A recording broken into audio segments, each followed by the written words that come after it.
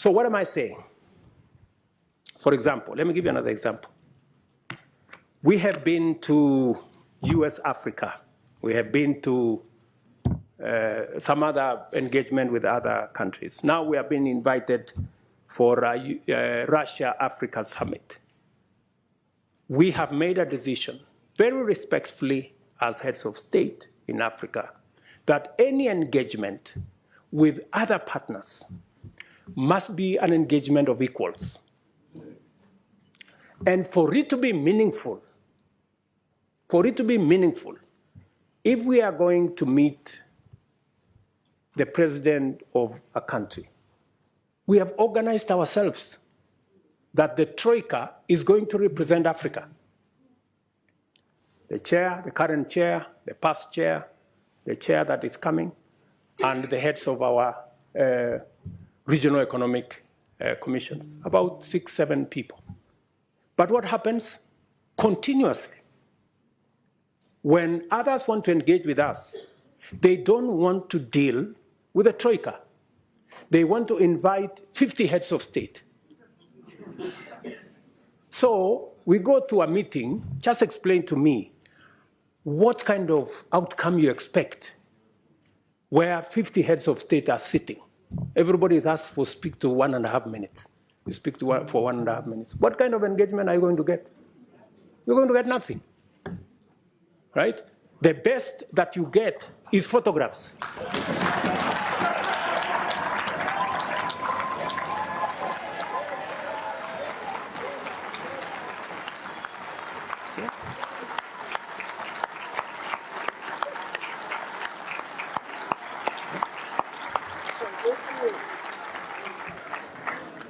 That's it.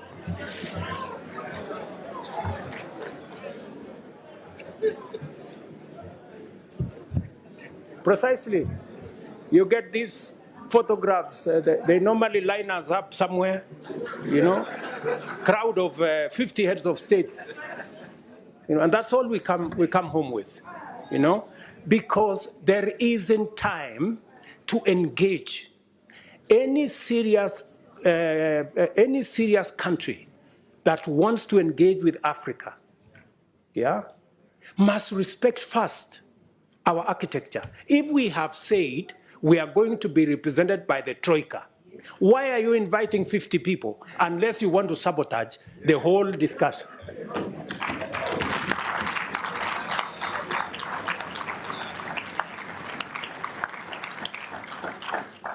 And if you can't respect our own rules, it is a sign of lack of goodwill. I mean, you must, so that when we engage, you know, if we have a smaller group of 5 people, then you can have a meaningful conversation. And we can have a meeting of equals. But here you are, you represent 200-300 million people. You have a guy here who represents 10 people. You have another guy who represents 10 million people. Then that conversation becomes, and some of the time, you know, the most unfortunate thing is that some of the people who invite us to these meetings tell us, if you don't come, there will be consequences. So all of us are forced to go to a meeting that has no meaningful outcome because of blackmail. This is not right, good people. You know, this is not okay, you know? So I have written to my brother who was here the other day that this time round, any other invitation, it must respect the rules of our continent. We have said any meaningful engagement, anybody who wants us to take them seriously, they must first respect our architecture. If they want a fruitful engagement, they should engage our continent in a manner that we can effectively represent our people and we can effectively discharge our mandate and articulate our issues, not in a crowd. We want to be effective. We want to engage. you know? So if you are one head of state and you want to engage all these people, surely, are you sincere, you know, in engaging in a crowd? Because some of these good people, they want to avoid any commitments, you know?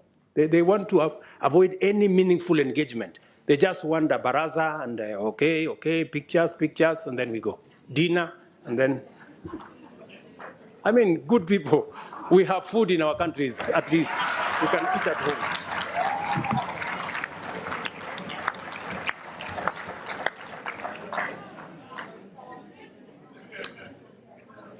The Africa Union reform agenda must therefore become a priority this session. And you must, members of parliament, you must interrogate and conduct the process to ensure that structurally the roles of the Bureau, Summit, committees, regional caucuses, Secretariat, and Commission are rationalized to give Africa a fit-for-purpose continental governing body worth its name.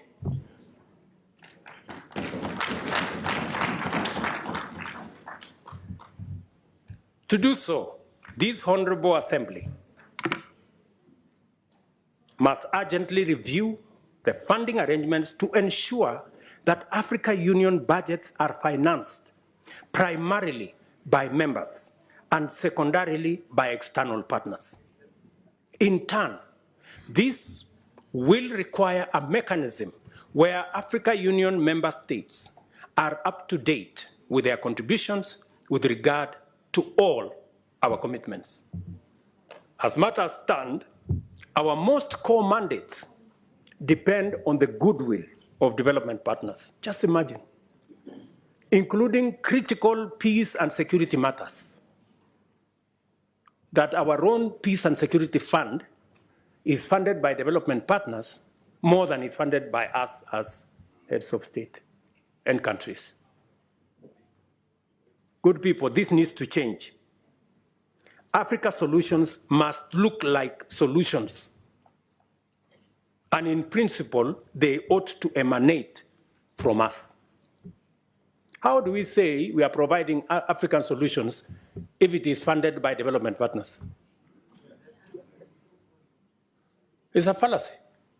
It means we have no capacity to provide Africa solutions if it is being funded by others. A case in point, we have a situation in Sudan. The generals in Sudan are bombing everything.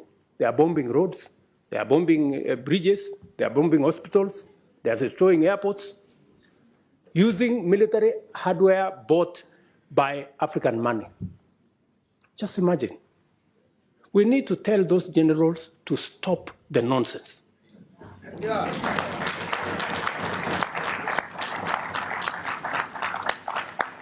Military capacity is for fighting criminals and terrorists. It is not for fighting children and women and destroying our own infrastructure.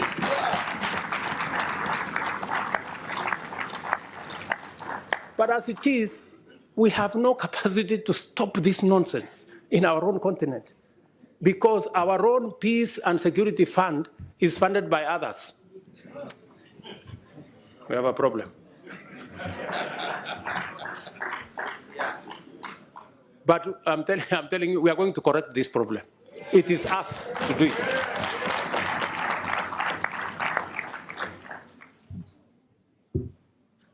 Let me also tell you that I think we're going to have a new, and we need your help. You know, we need your support. You must take up your role. You know, you must take up your role and make sure that our executive, the people running the Africa Union, are held to account.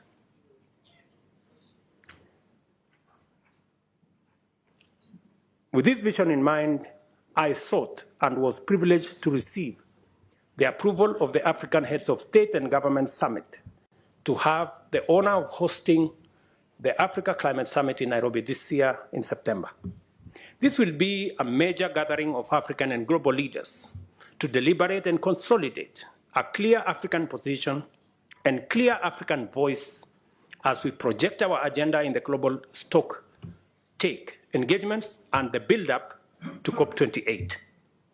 The summit also provides an opportunity to highlight and forge consensus on the modalities of unlocking Africa's vast potential to positively impact the climate agenda and rally the world to tap into the numerous opportunities that Africa presents towards global net zero. This will not be another morning summit where we are mourning about our situation. We are going to boldly tell the world we will contribute positively to a solution, and we have what it takes. I invite you all to Nairobi to join us at that summit and to take part in that broader journey and vision. For Africa to hold meaningful discussions with global partners, I have told you, Africa heads of state and governments have resolved that partnership summits by external parties shall be reviewed with a view to providing an effective framework for African Union partnerships. And we are going to work together in that manner. Another proposition I want to make to you is the United Nations. This is an important forum for transacting global affairs in diplomacy, peace, security, and trade, among others. But Africa, a continent of 1.2 billion people and a GDP of close to $2 trillion, finds itself disadvantaged by the current configuration of the UN Security Council, a configuration that was established 80 years ago, before the Second World War. But the world has since changed tremendously, we all know. Countries that had not become self-determining have since attained independence and are making a huge contribution to their people, continents, and the world. It is therefore time to reform the UN Security Council and change it from an exclusive club of 5 permanent members to a more representative global council that works for the interests of the whole world.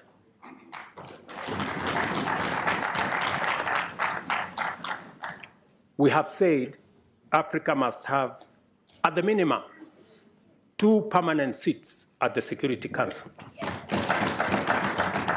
And by the way, we are being very modest. Yeah, we are being very modest because we are understanding. We must therefore work together to make our continent prosperous, for that is what it deserves, and our people now and generations to come, and improve our relations with global business and global investments. One final thing that I know many of you have talked about Paris. Yes, we will be going to Paris because we want to occupy every space. We are going to be consistent. We are going to be coherent. We are going to be audible until there is no place to hide.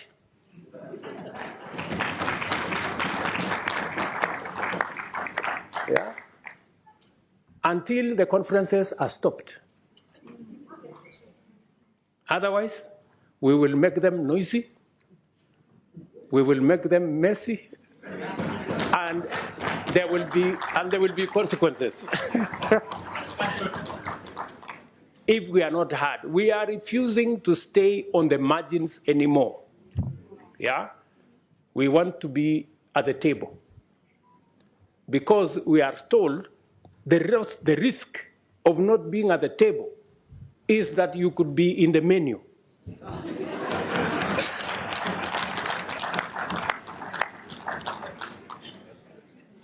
Do you understand?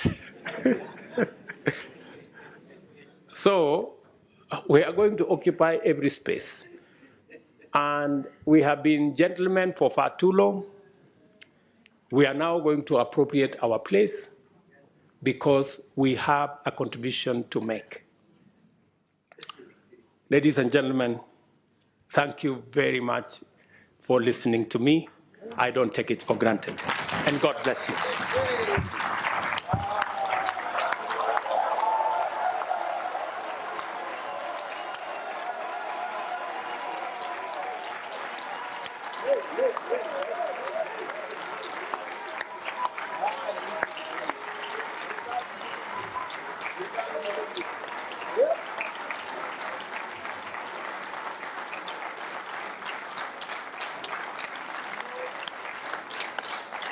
Thank you.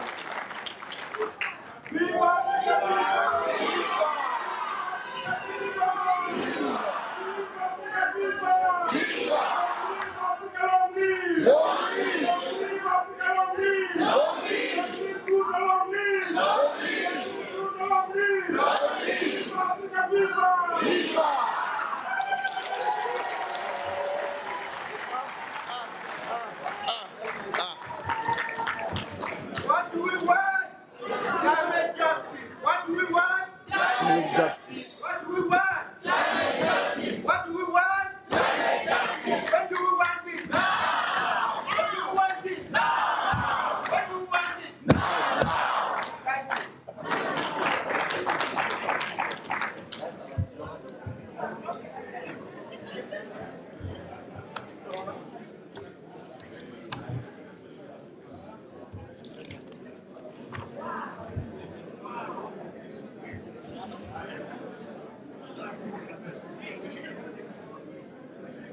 I have nothing to say. I have nothing to say. I have nothing to say. Hey! Hey, hey, hey, hey, hey, hey, hey, hey, hey, hey, hey, hey, hey, hey, hey, hey, hey,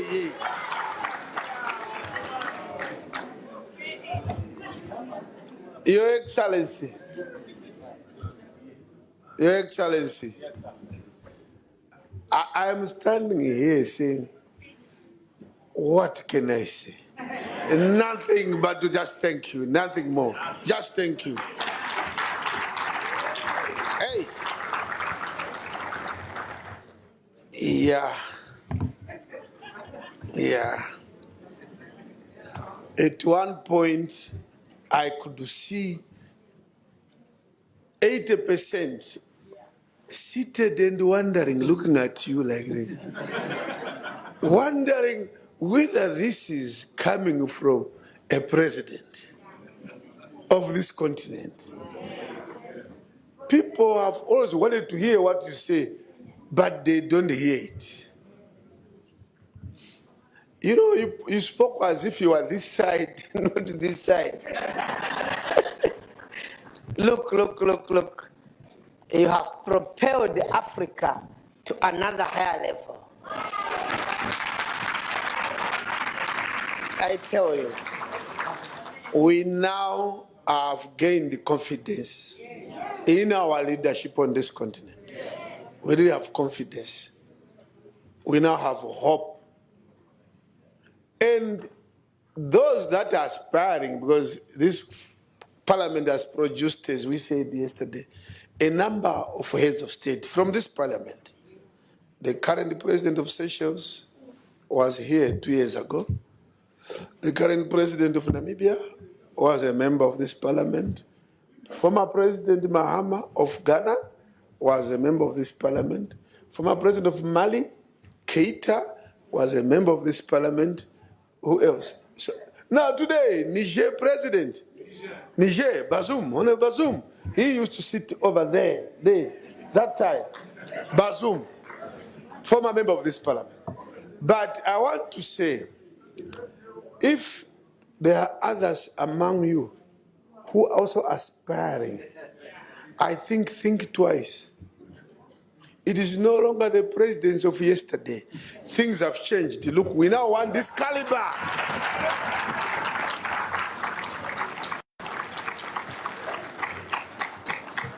This is the caliber now we are looking for. So you may have to withdraw your candidature. Anyway, if you listened properly, and all of you listened, this can be a speech, a talk, but in my language of academic life, this is not a speech. It is a treatise which lives forever. Treatise.